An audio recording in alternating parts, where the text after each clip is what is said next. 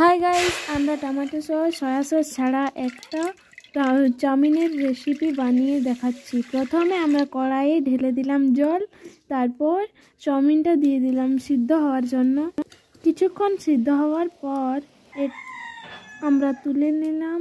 এরপর কিছু ভেজিটেবল কেটে রেখেছি, তেল দিলাম, এরপর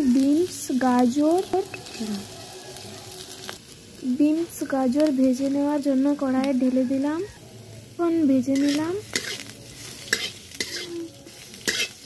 ভাজার পর আমরা এর মধ্যে আরো কিছু অ্যাড করব। কিছুক্ষণ ভাজার পর আমরা এর মধ্যে ক্যাপসিকাম দিয়ে দিলাম,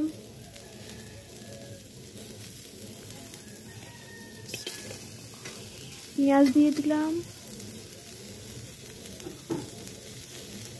ভাজা আছে না, বাঁধাকপি দিয়ে দিলাম। এরপর আমরা এগুলোকে একসাথে ভেজে নেব। একসঙ্গে ভাজার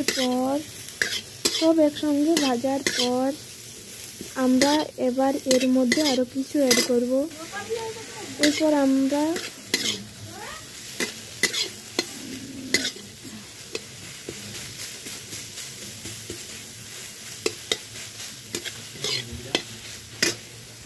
এর মধ্যে সল্ট দিয়ে দিলাম।